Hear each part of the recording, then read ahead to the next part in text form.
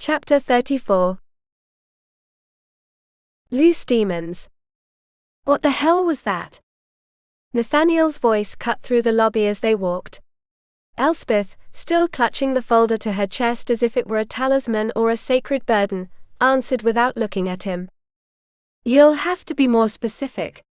Today I've seen too many demons running loose. Behind them, Theodore Whitlock radiated an almost paternal satisfaction. Elspeth was about to quicken her pace and flee, but something deeper, perhaps an old courtesy, held her back.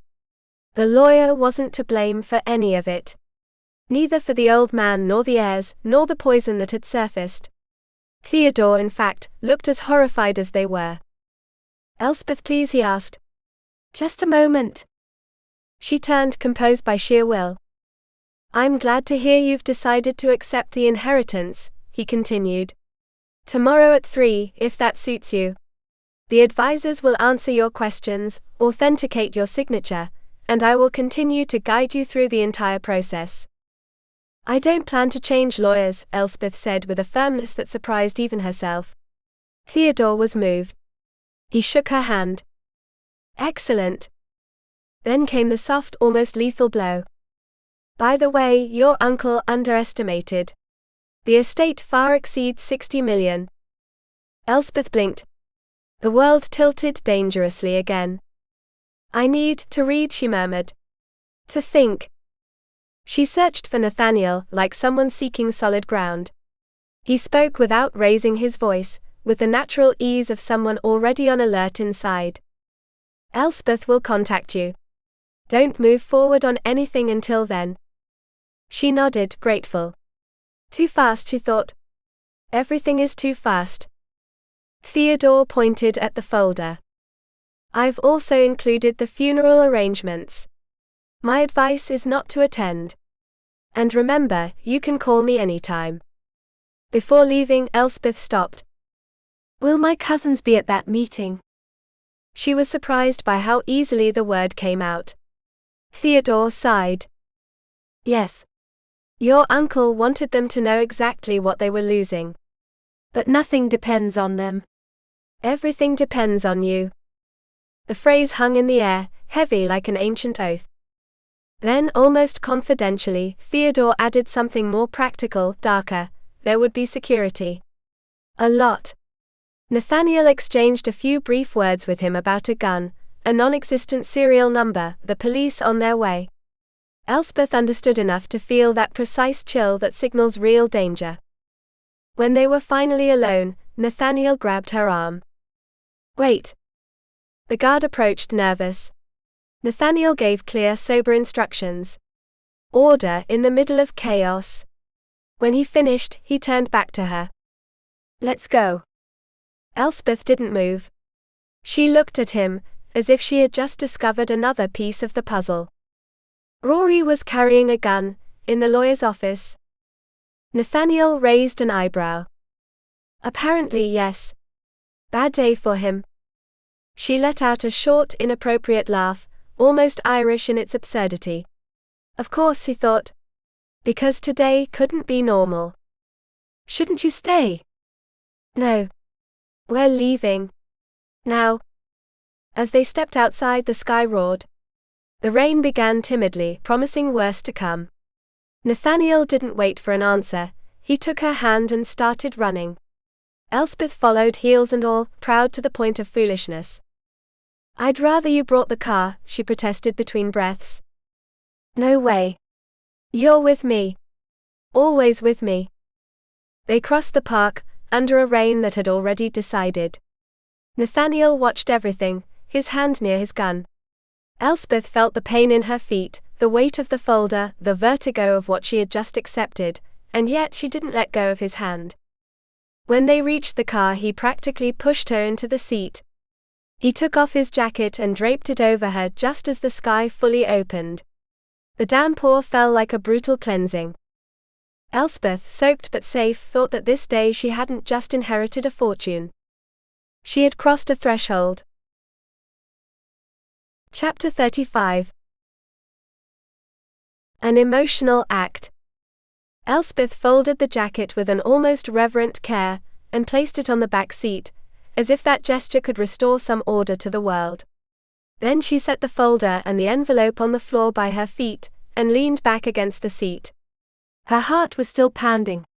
The image of her cousins wouldn't leave her, voices, faces, twisted laughter. Everything spun inside her like a violent centrifuge. Nathaniel, on the other hand, didn't allow himself the luxury of dizziness. He watched the street, the facades, the reflections on the windows. The rain had pushed pedestrians under awnings and doorways. Vans passed by without noticing them. For now he thought they're safe. The siren of a patrol car cut through the air as it turned the corner and stopped in front of the law firm. Nathaniel started the engine. "Let's go." The fog began to cloud the windows. He turned on the air conditioning. Elspeth took a few seconds to realize they weren't taking the highway.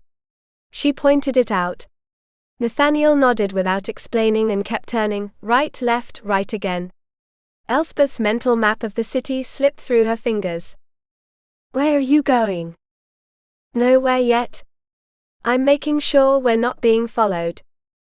She looked back, suddenly alert, as if naming the threat might make it materialize. "I don't see anyone." "Neither do I."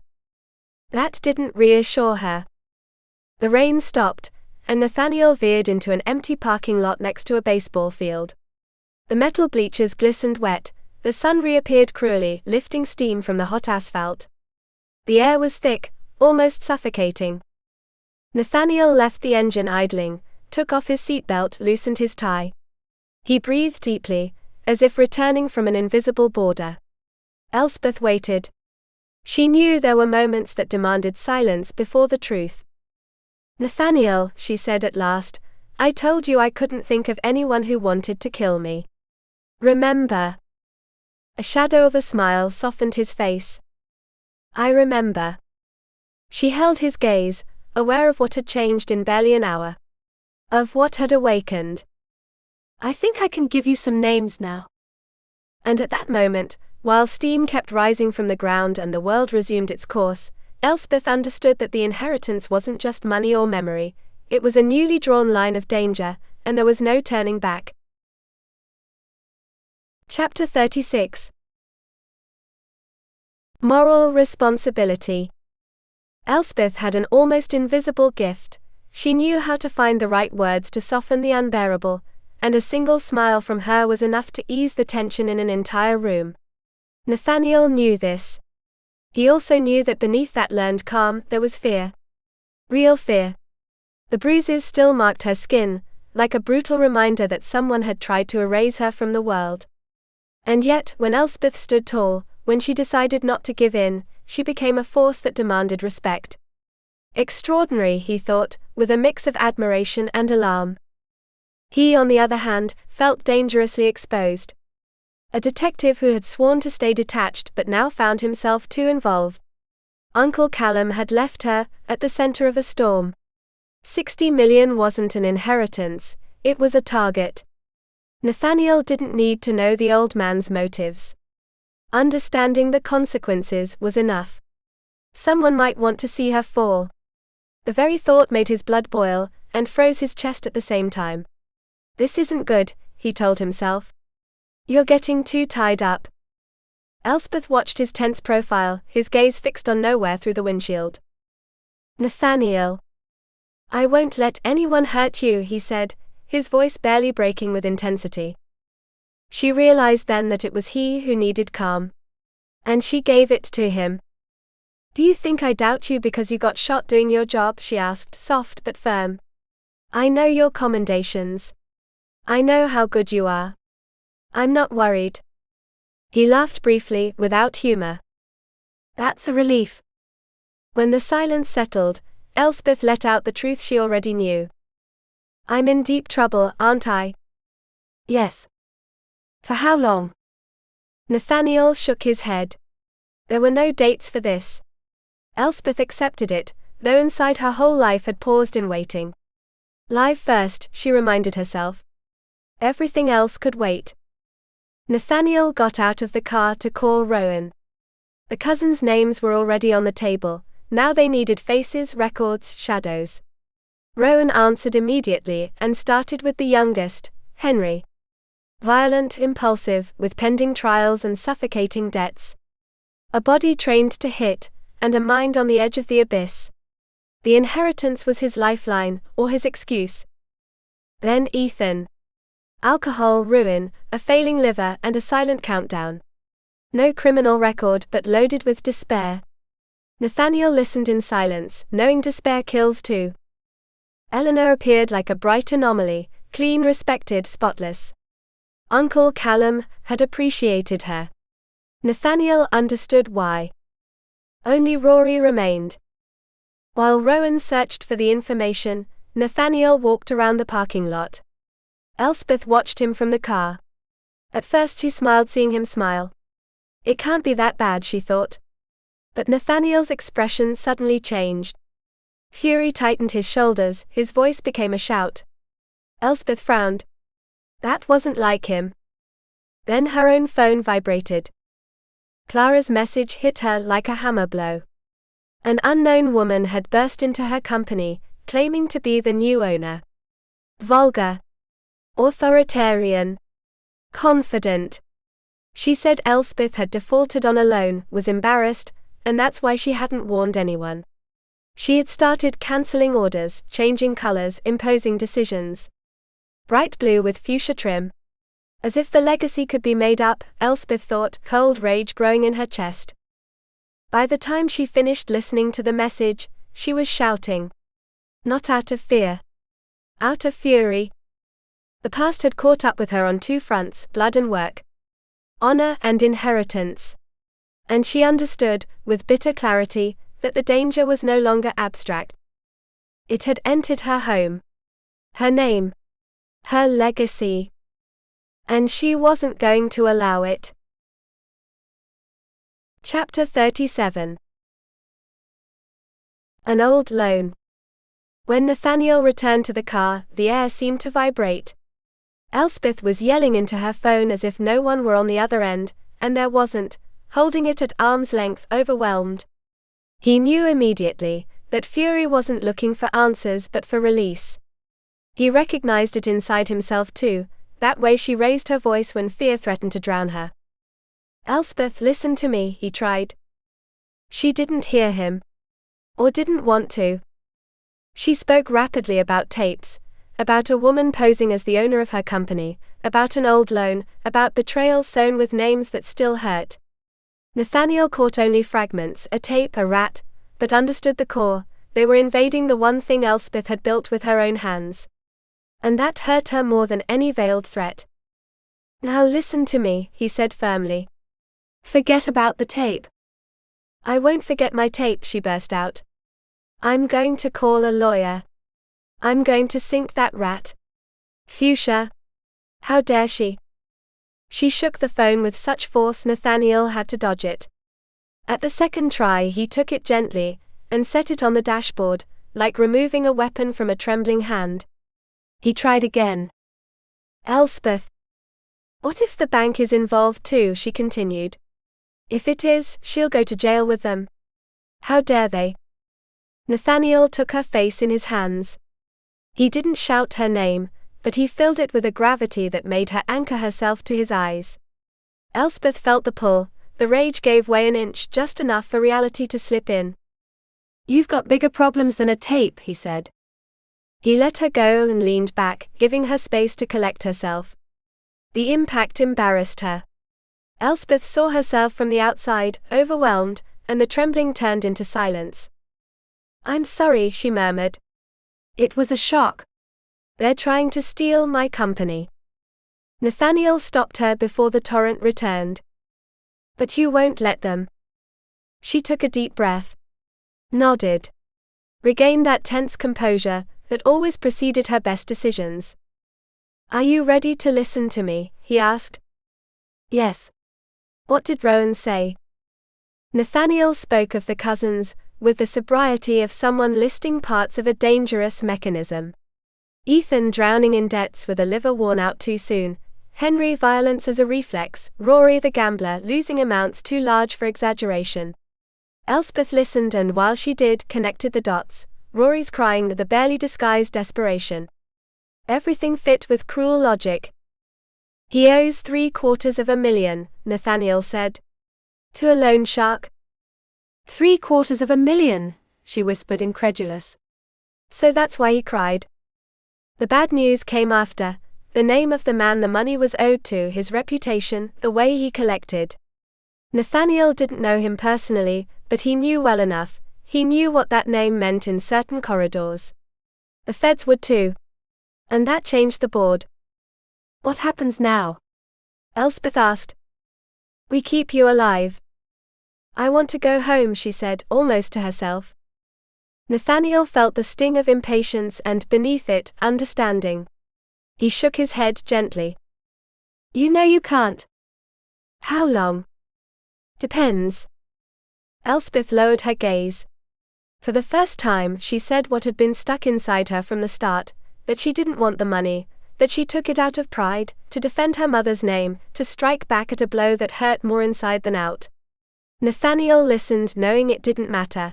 Whoever had decided to eliminate her wouldn't wait for her to change her mind. Too much was at stake. So all this, she began, has to do with the inheritance. That's what we think. The will was changed earlier, but the message was recorded recently. The explosions came afterward. The question is, who knew what that video said? Elspeth remembered the faces, indignation, astonishment, Eleanor's silence. Nothing seemed fake. Or maybe it was too well played. So, Nathaniel concluded, either someone else is involved that we haven't seen yet, or one of your own is a consummate actor. The car fell silent. Outside the world went on. Inside, legacy, honor and threat intertwined, as if an old story had decided to claim its price. Chapter 38. Where the past still claims. Elspeth refused to spend the night in Alara Heights. The city had offered her beauty, yes, but also the shadow of a bloodline she didn't want near. She needed distance, air, a clean escape. Nathaniel understood without questions, and took back roads, leaving the highway behind like someone stepping away from a fate imposed. He drove without visible unease even as the fuel gauge started to drop, as if the route more than the place was what mattered. We won't get stranded in the middle of nowhere, right? Elspeth asked. No, he replied, glancing at her out of the corner of his eye. You won't be worried about that. She was. Nathaniel pulled out the map, found Redfield, and they descended into a valley where 800 souls welcomed them with a weathered sign. There, a simple restaurant greeted them with the smell of fresh bread and spices. Elspeth felt her body finally demand nourishment. The anger had settled in her stomach like a fast. The place was modest, almost endearing, yellow and white striped ceramic cows on the table, silver tape holding together what time had damaged. Nothing solemn. But the food was honest, and that was enough. Nathaniel ate, for both of them. Elspeth watched him with silent gratitude. There was something ancient in sharing bread when everything else seemed about to be lost. Tell me about the tape and the rat, he asked softly. Elspeth explained the loan, the twisted accounts, the wife who already felt like the owner of what wasn't hers. Nathaniel listened without interrupting, reading between the lines, linking names, seeing how the past was clawing back its inheritance with dirty nails. There's more than it seems, he said at last. Much more. They paid and asked for the gas station. While Nathaniel filled the tank, Elspeth called her people. Messages, voicemails, silence. She warned without explaining, protected without lying entirely. She kept secrets like relics, not out of greed but out of respect for the moment. Back in the car, Nathaniel announced there would be no separate rooms. One room. You don't leave my side. Elspeth agreed. She didn't know if it was fear or trust that made her do it. Maybe both. Maybe it was the same thing. She made the last calls. To Clara, to Agnes. Nothing. Nathaniel looked at the map, and then at her. I'll surprise you, he said. Elspeth smiled tiredly. Surprise, she thought, was already her natural state. They talked about her sister's discreet protection, leaving no traces. Nathaniel assured her they would be safe. Elspeth believed him. With him, faith wasn't irrational, it was a conscious choice. Nathaniel's phone rang. He smiled. Elspeth felt an immediate, absurd, unwanted pang. She told herself it didn't matter, that she had no right. But her body ignored reason. She heard that other voice, intimate, and found herself jealous of a promise that wasn't hers. She hated herself a little for it. When he hung up, Nathaniel looked at her. Cecily sends her regards. Elspeth lost her breath. Then she laughed. The tension loosened, as if someone had plucked the exact right string. They talked about Cecily, her quiet strength, the excessive trust that sometimes is courage. Nathaniel looked at her with a clarity that disarmed. You're not skeptical, he said. You're afraid. Of what? Of me. Elspeth scoffed, but the phrase stuck inside her, beating. The road narrowed. They passed an abandoned fruit stand. A dark lake appeared between the trees, like an ancient mirror. Nathaniel returned to what they hadn't closed. You insist that what happened in Northbridge was a mistake? It was, she answered. It can't happen again. Normality, he laughed. They argued without raising their voices, with the tense intelligence of people who know each other too quickly. Elspeth spoke of inevitable endings, future damage. Nathaniel listened, and then agreed. You're right. It would be a bad idea. Elspeth felt relief. And at the same time, an inexplicable disappointment. She didn't like how quickly he agreed. She understood nothing. Fatigue, she told herself. Fear. Anything was a good enough explanation. I'm stressed, she confessed. And I have the right to be. There's someone out there who wants to kill me. Nathaniel nodded, serious. Then hit back, he said. But make sure you know who. Elspeth looked at the road, dark and open. Oh, I already have some names. And as the car moved forward, the past honor and legacy kept traveling with them, invisible, waiting for their moment. Chapter 39. A threshold that is not crossed alone. They drove for several minutes in silence, the road unfolding before them like a dark ancient ribbon. Elspeth watched Nathaniel's profile reflected in the windshield. She thought there was something in him of an unwilling guardian, a man driven by an oath he had never spoken aloud. The silence weighed heavily, and so she broke it. Why can't I use my phone? Nathaniel took a second to answer. It wasn't hesitation, it was caution, that kind of thinking born from having seen too much. Maybe I'm being overly cautious, he finally said, but ever since I found out Blackwell might be involved, and he is, I don't want to take any risks. A phone leaves a trail. With the right equipment, calls can be traced just like footprints in wet mud. Elspeth absorbed the idea. She felt fear brush along her back, cold and patient. And Blackwell has those means. He's much more than a loan shark. And even if he doesn't, he knows people who do. The image of a predator who doesn't need to dirty his own hands came to Elspeth's mind. She understood then that danger didn't shout, it waited. Have you told anyone where we'll spend the night, she asked, aware that every word might carry weight. No one. I was thinking of heading to Port Alwyn. Maybe a hotel on the outskirts. She shook her head slowly, as if the answer had already been written inside her. The closer we are to Clearwater Bay, the better for me. Nathaniel nodded. He was thinking of routes, shadows, safe margins. And also of her, though he wouldn't admit it. We need to decide what to do tomorrow, he said. We can't go back to Alara Heights. No, Elspeth replied. Not until I sign those papers. The sentence hung in the air, unfinished. They both knew they weren't just talking about documents, but a legacy in dispute, a bloodline demanding its price. The car kept moving, small against the night, carrying with it two tense wills and a silent promise to survive and not betray themselves along the way. Chapter 40. The hotel. The hotel appeared like an unlikely refuge by the sea, full yet somehow yielding to Nathaniel's charisma. Elspeth watched from the lobby as he negotiated the miracle with a measured smile and calm voice. There was an invisible inheritance in that gesture, an inherited gift that opened doors. When they went upstairs, the room returned the ocean's murmur, and two made beds like a truce. Elspeth smiled with irony. Nathaniel's charm was a reflex, an ancient instinct. He owned it without apology, with that humor that disarms and wounds at once. They spoke of beds as if they were borders. Elspeth feigned immunity. Nathaniel played along, knowing, and so did she, that denial was a form of care. Fatigue weighed like a tide, and when Elspeth passed by him, the day broke in a gesture, an unexpected, brief, burning kiss that sparked something they'd both been holding back before they even knew it. Nathaniel pulled away just in time, as if obeying a law older than desire. Elspeth was left breathless, embarrassed and alive.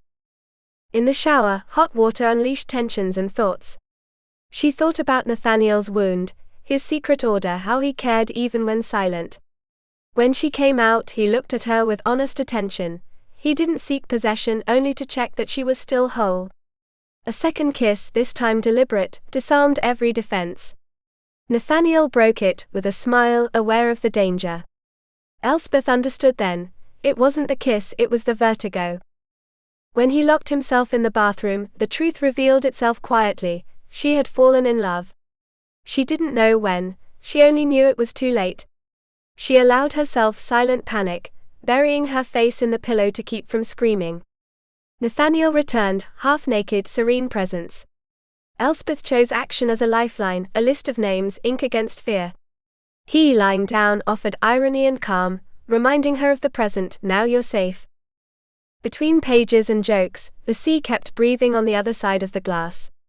The night held them with a stern promise: watch, endure, don't betray yourselves. And as Elspeth crossed out names, she understood that the true danger wasn't in the list, but in what she could no longer erase. Chapter 41. Stillness as an act of courage. Elspeth went over the list by the slanting moonlight. The MacRaes were all there, like a lineage marked by blood and guilt, also Theodore and his secretary, whose name she had forgotten until Nathaniel said it calmly, as if naming it was a way to bring order to chaos. She voiced her doubts, he held them without conceding. When it comes to life or death, Nathaniel thought as he watched her, innocence is a luxury to be proven, not assumed. Elspeth understood this only halfway, frustrated, aware that each name was a taut thread that could snap at any moment. She added Blackwell with a sharp gesture. Nathaniel added his associates, and the list became a map of shadows. Elspeth asked about Julian, on the verge of unraveling. Nathaniel, serene, spoke of waiting, trusting the invisible work of others. She wanted to know if he regretted getting involved. Nathaniel's no was firm, non-negotiable. Elspeth felt the weight of an ancient loyalty, a promise that asked for no applause. She smiled again when he teased her with irony. The shared laughter was a breath, a spark of life in the middle of the siege. She turned off the lamp. The room hung suspended in silver. Elspeth said goodnight. Nathaniel remained silent. She knew she wouldn't sleep. She wanted it with a clarity that scared her, and also with the tenderness of someone wanting to be held without surrendering. She thought of him as one thinks of an inevitable fate.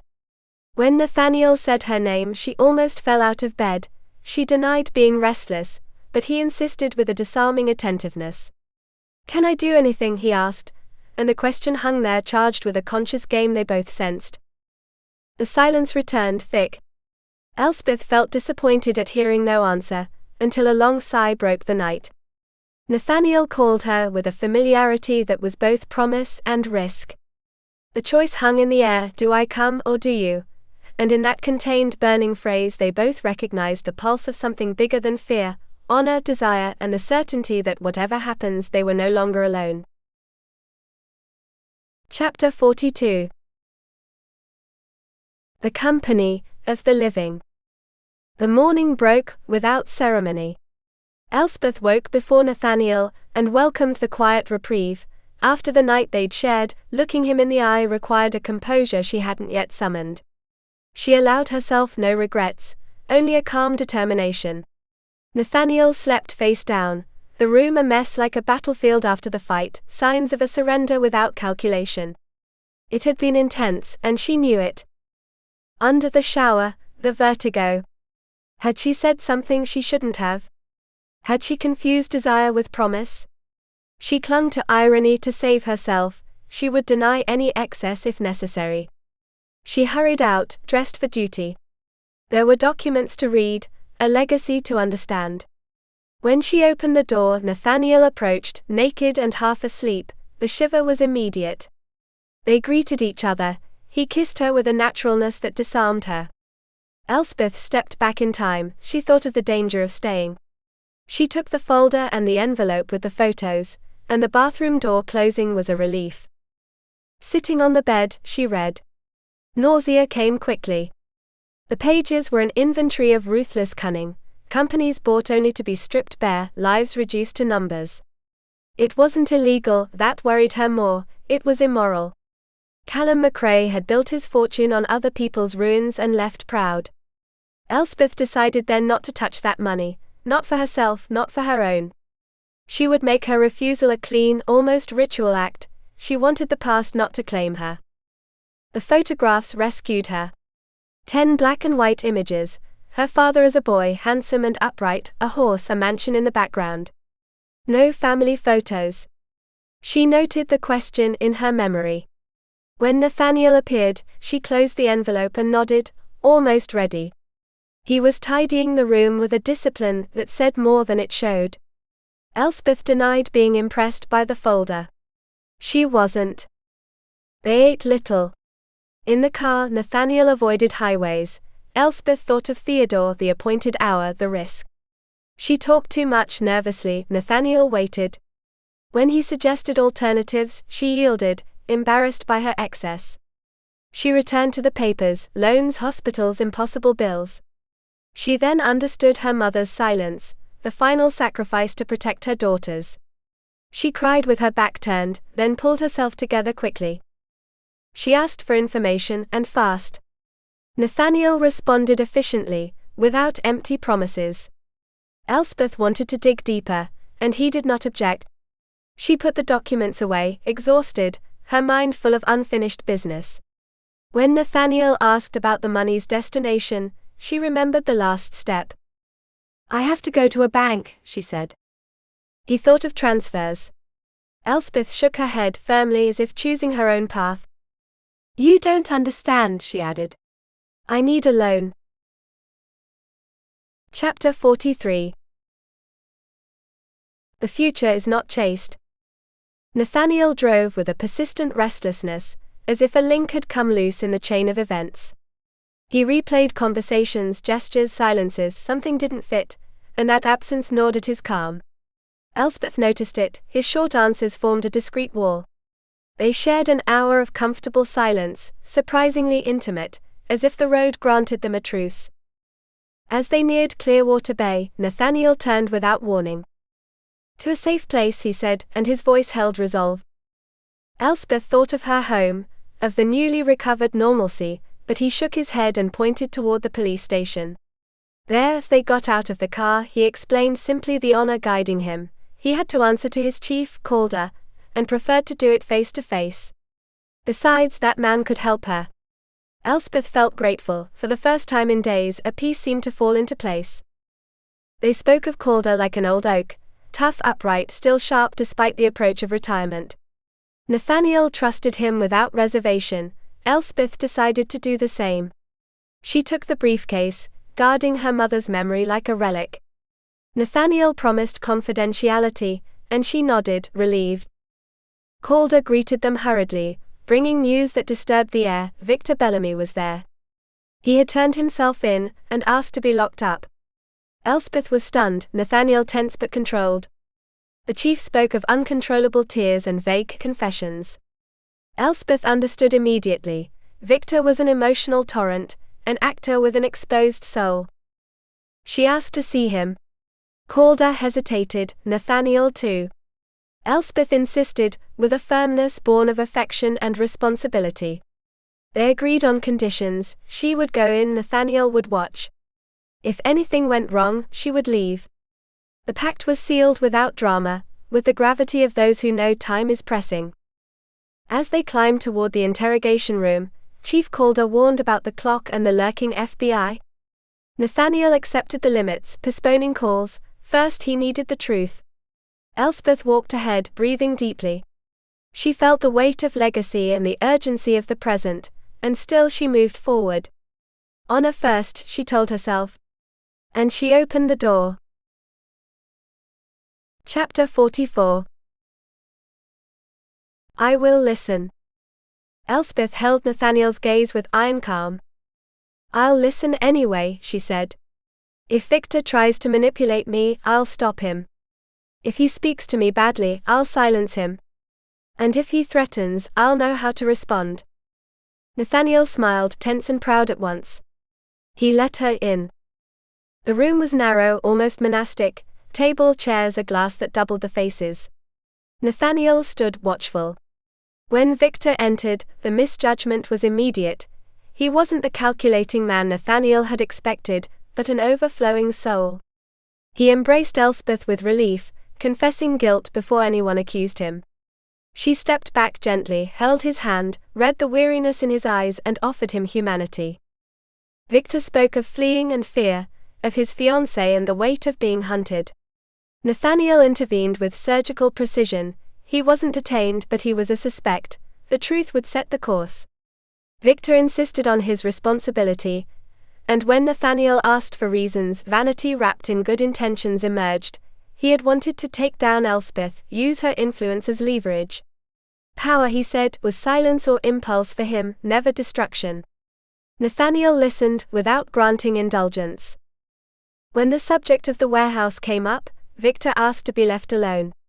Elspeth agreed, despite her distrust. On leaving, she warned Nathaniel with a look: patience. Nathaniel turned off the audio. Then Victor confessed without hesitation. The warehouse was his, and he planned to offer it to her at a lower price, to protect her from noise, to help her. He spoke of Northbridge, of a future he saw clearly, of an almost inevitable success, and of the anchor holding her back.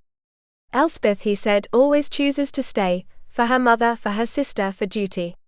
Her ambition was noble, but its root was deep. Clearwater Bay was calling her. Behind the glass, Elspeth understood without hearing. Legacy isn't always inheritance, sometimes it's belonging.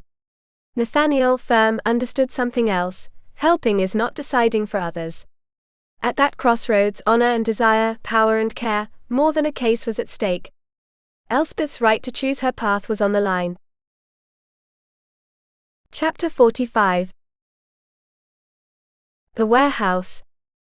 The sentence hung between them like an ancient truth, carved in stone. He would do splendid things wherever he was, but Elspeth belonged to that place. To Nathaniel, it sounded less like praise and more like a sentence. Clearwater Bay wasn't just a point on the map, it was a route, an invisible bond demanding loyalty. And what about the other owners? He asked, measuring his tone.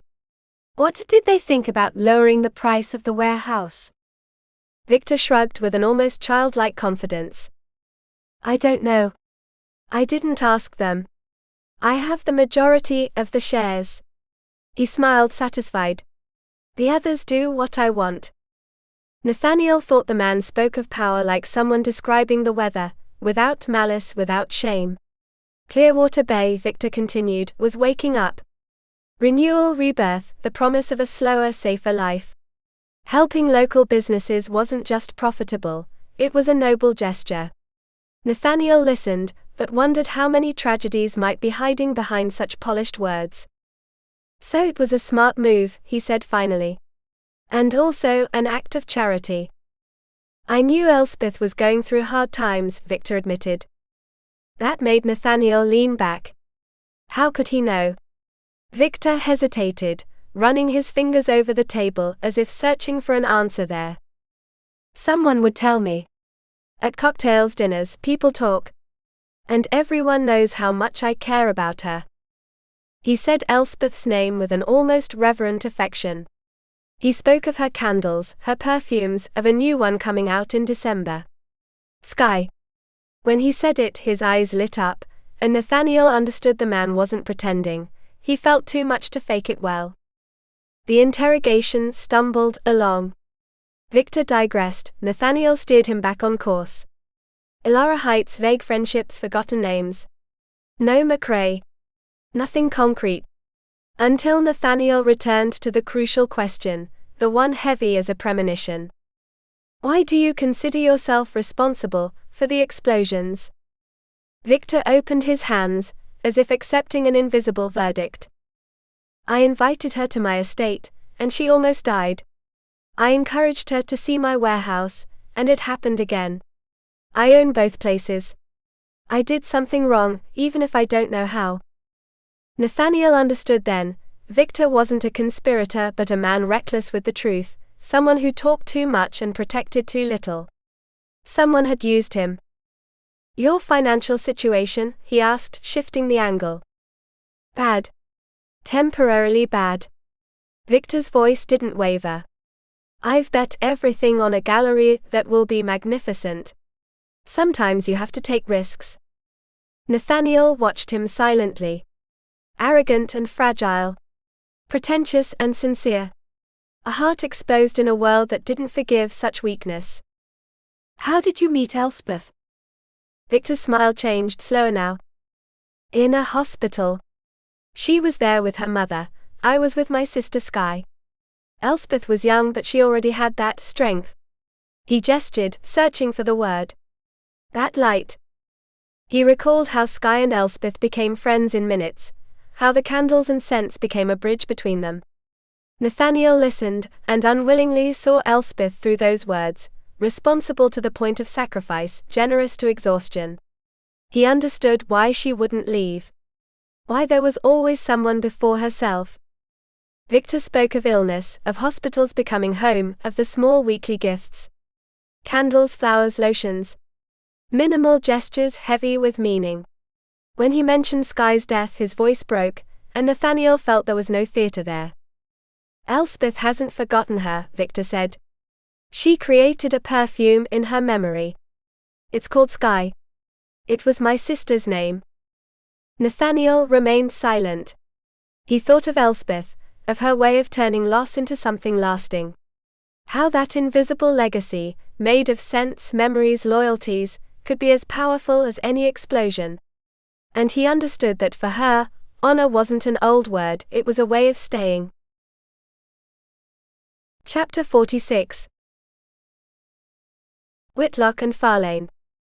Nathaniel would not allow Elspeth to cross the threshold of the Whitlock and Farlane building, without absolute certainty that she would walk out unharmed. That conviction, unyielding and silent, guided him as he calculated times, routes and proper names as though they were pieces on an ancient chessboard. Coordinating Rowan, the Port Alwyn police, the FBI and Ilara Heights was an act of patience and war. It meant postponing the meeting, breaking the inertia of what had been planned, defying the clock. Changing the location would have been the most sensible option. But the past, even when dead, still issued commands. Theodore explained it in a weary voice. Callum MacRae had wanted the meeting there, on the second floor, in the room where he had signed his final will. A gesture of control, extended beyond the grave.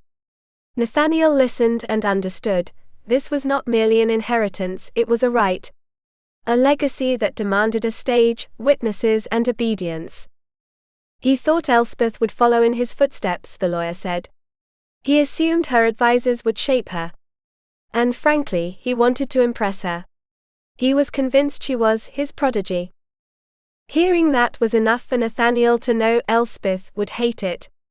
He pictured her closing in on herself, refusing to become the extension of a man she had barely known. Callum had loved distance. He investigated instead of asking, collected data instead of bonds. A hermit of power. While speaking on the phone, Nathaniel paced the station as if the entire building were too narrow for his thoughts. He asked for more names, more numbers. Just in case. Because danger never warned the same way twice. Changing the time at least was possible. Tomorrow, at 7. Nathaniel agreed, knowing he was deciding without Elspeth. That unsettled him. Protecting should not be confused with commanding. When he hung up, he saw Rowan's messages. Angry. Worried. Nathaniel did not apologize, not even to himself. The fewer people who knew where Elspeth was, the better. Even so, he returned the call. Voicemail. Better this way, he thought. For now. Elspeth was waiting for him in the chief's office. She had the papers in her briefcase, her expression steady, that tense calm Nathaniel was beginning to recognize as her way of resisting. He offered her a soda. She accepted it, without looking at him. She wants to spend the night at her house, Calder said. I'll send men to sweep the area. Nathaniel looked at her with restrained reproach. Was this your idea? Elspeth lifted her chin. She was not going to ask for permission. Not again. I want to sleep in my own bed. The chief smiled with ancient patience. You pleaded very convincingly. I don't plead, she corrected, and then, as if needing to regain control of the narrative, she spoke about Westhaven, the traffic, the chief's past. Nathaniel understood the maneuver. Shift the focus. Gain ground. The meeting would remain at Talara Heights. Tomorrow. With all agencies involved. Too many people. Too much risk. Elspeth saw it with a sudden jolting clarity. If something went wrong, she would not die alone. Others would fall because of her. No, she said. I'll go alone. The silence that followed was dense. Nathaniel did not argue. That unsettled her more than a refusal would have. Did you hear what I said? I heard you. He accepted it. Too quickly. Elspeth grew suspicious. How will you get there? By car. Didn't yours explode? I'll rent one. Nathaniel looked at her properly then.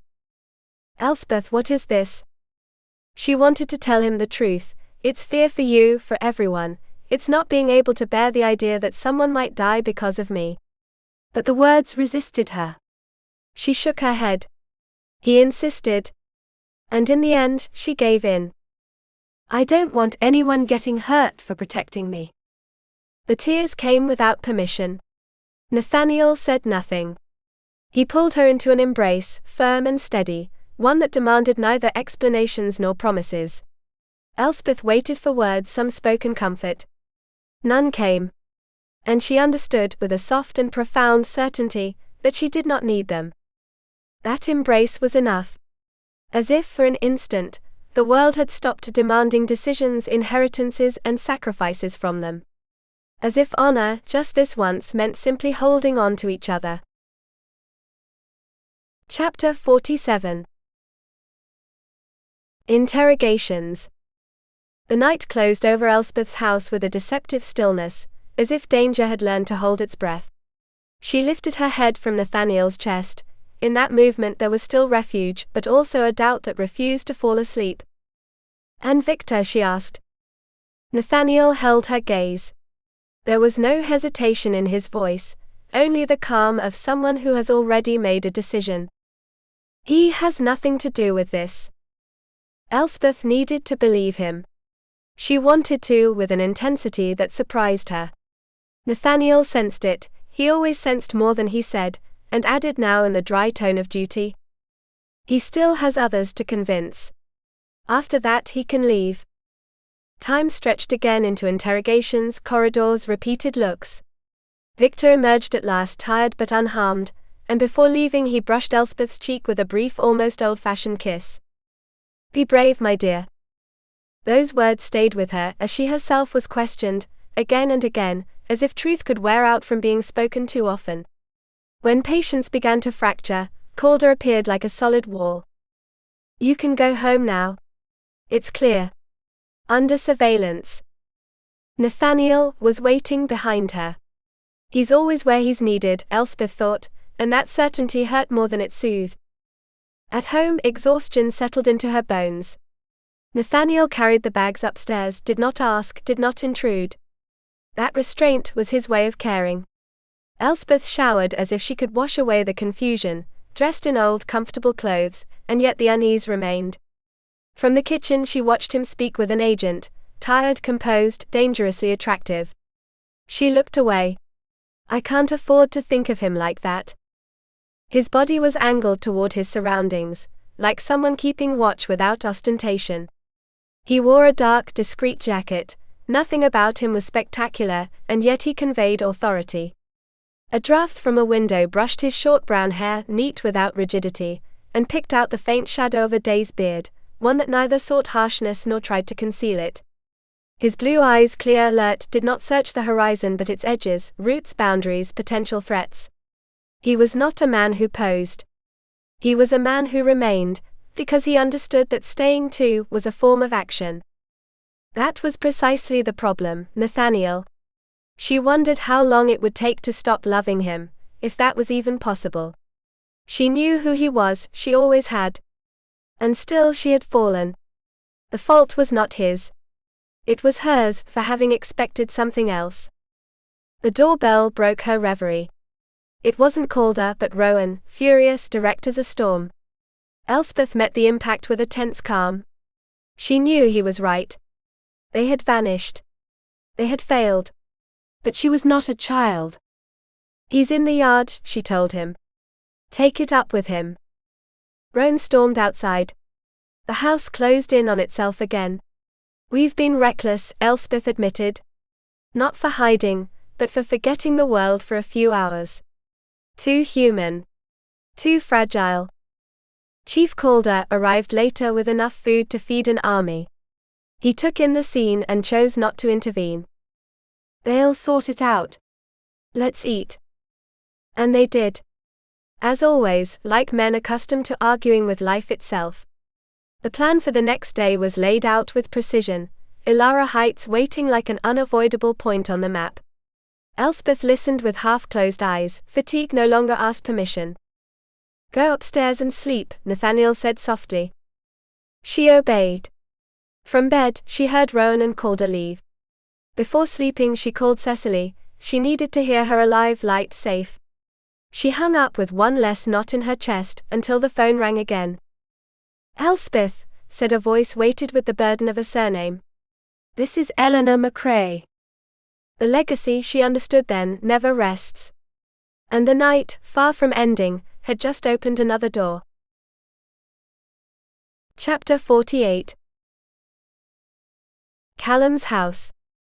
Elspeth took a while to respond. The name Eleanor MacRae had opened a door she would rather keep closed. When she finally spoke, her voice was polite, distant, as if courtesy alone could protect her. Hello, Eleanor. How can I help you? On the other end, the initial stiffness softened. Eleanor spoke about Callum's house, her house now, the attic crowded with boxes the way chance sometimes guides memory. She had found things that had belonged to Elspeth's father, photographs, trophies, school papers, humble remnants of a life cut too short. Everything was ready to be sent to her. Or left at Theodore's office. She would keep looking. Elspeth listened with an attention that was almost reverent. Each object mentioned seemed to call to her, as though the past were insisting on having weight again.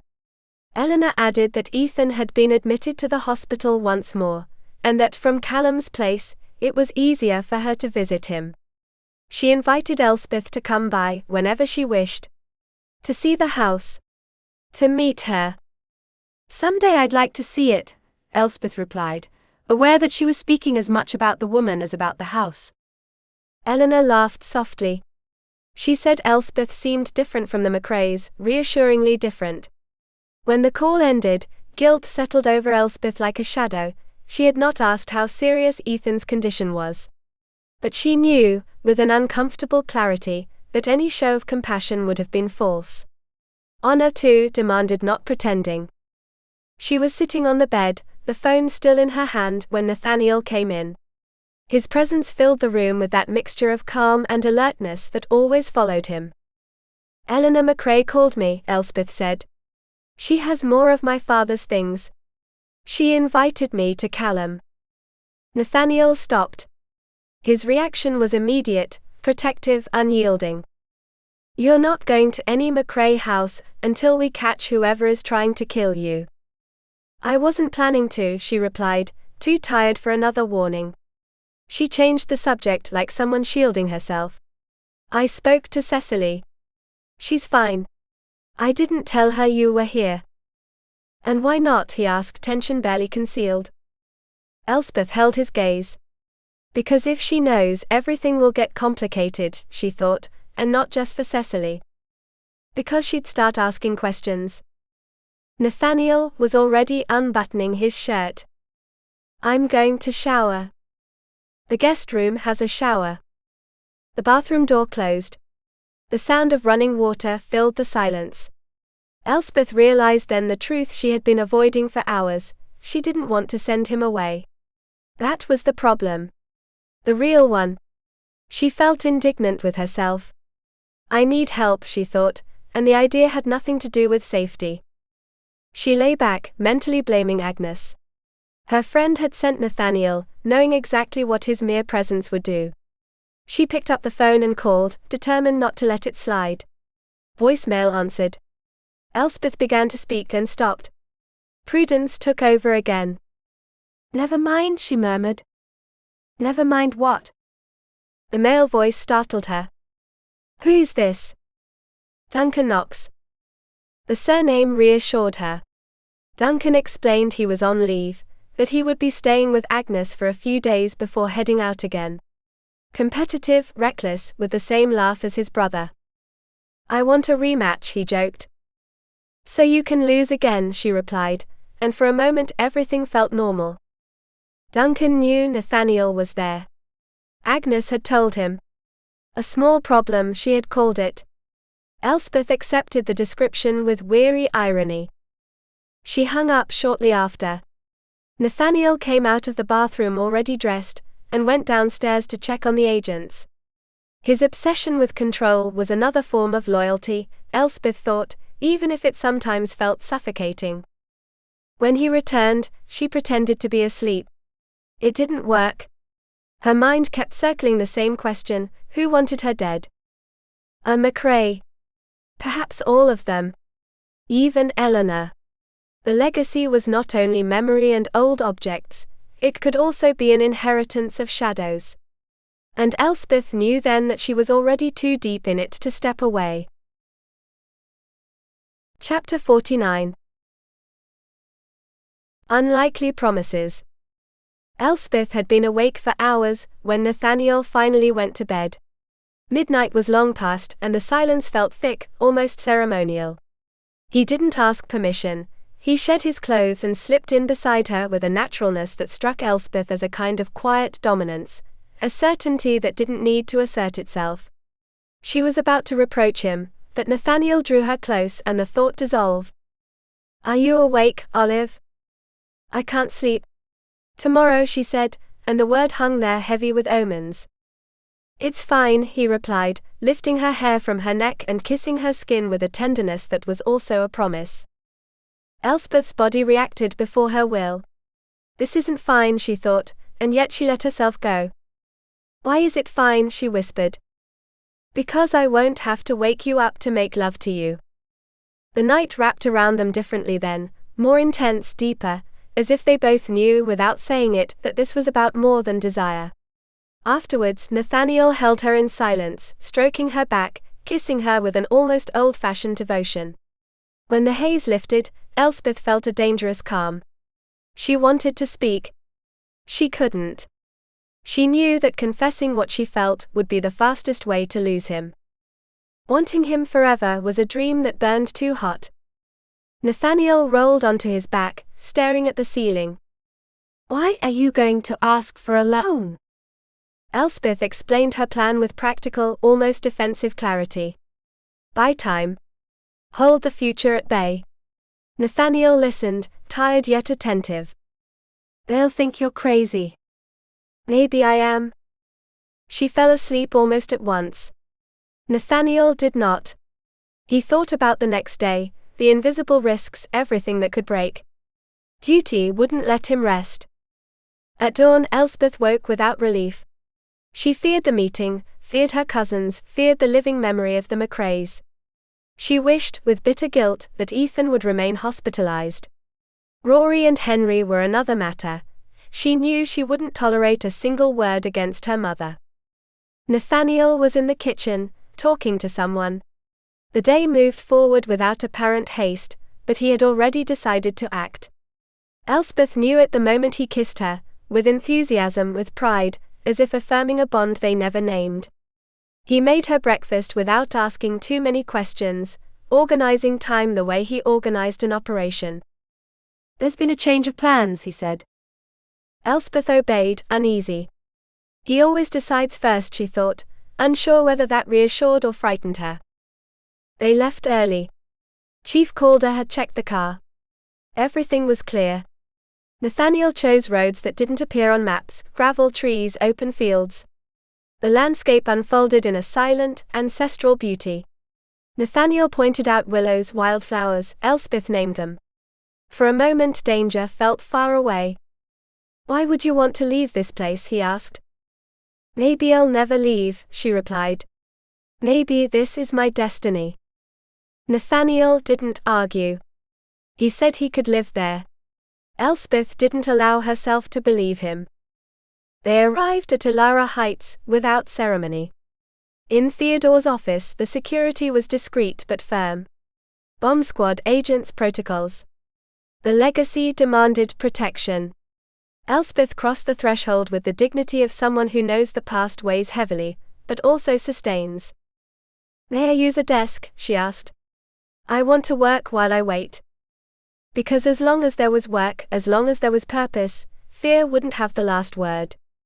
And because deep down, Elspeth knew that this story, hers, was not only about threats and inheritances, but about learning how to hold on to honor when everything conspires to tear it from you. Chapter 50. A computer. Elliot couldn't calm down. Elspeth realized it quickly. It wasn't she who unsettled him, but Nathaniel. The man watched him sidelong, as if afraid that at any moment invisible handcuffs might snap shut, imposed more by presence than by law. Nathaniel asked to see the meeting room, and Elliot led them upstairs, along a long silent corridor where the building itself seemed to be holding its breath. Elspeth settled in there with her laptop, grateful for a concrete task to cling to. Working was a form of resistance, she thought, a way not to give in to the tremor that still lived inside her. Meanwhile, Nathaniel surveyed the place like someone reading an ancient terrain: fire doors, active alarms, guarded exits. Everything in order. Security was not just a protocol, it was a silent oath he made to himself. "Nothing will touch her again," he promised without words. When he returned to the room, Elspeth was already absorbed in the screen. Then they heard her name, shouted with urgency. Nathaniel reacted instantly, his body moving ahead of thought, placing himself between her and the world. Only when he recognized the voice did he allow himself to lower his guard. Rowan burst in, face flushed and a smile overflowing with relief. "It's over." Elspeth stood up slowly, as if afraid the sentence might shatter at her touch. "Is it really over?" "The case is closed," Rowan said. "Or it will be as soon as the last paperwork is signed." Nathaniel asked for facts. Rowan delivered them without preamble, almost with fierce satisfaction. Rory MacRae. The mastermind. The instigator. The dead weight of blood. He killed himself. The word fell like a stone into still water. Elspeth felt a brief deep jolt. Not compassion. Nor relief. Only the bitter certainty that legacy too can kill. Rowan explained what had happened with clinical precision: the gunshot, the intact scene, the evidence laid out like a final confession. Rory had wanted to be understood. Perhaps remembered. Perhaps feared. "He wanted us to see Blackwell," Rowan said. "And we have. The FBI is handling him now." Nathaniel asked about Henry, about Ethan. "Loose ends. Always loose ends." Everything fit, but nothing repaired what was broken. Elspeth listened in silence, aware that the surname she carried had just lost another fragment of honor, and that there could be no victory in a war like this. When Rowan left, the building returned to its tense calm. Nathaniel insisted that the agents stay. Protection could not be lifted yet, the danger was over, but the consequences were not. Go, Elspeth told him when he came back. Look at the evidence. I'll be fine. Nathaniel hesitated. It's never fine to leave her alone, he thought. But he also saw something steady in her eyes, a new determination. Close the door, she added. I'm not going to move. He nodded. Because in that gesture there was trust. And because, for the first time since everything began, Elspeth was not speaking from fear, but from the dignity of someone who has survived her own lineage.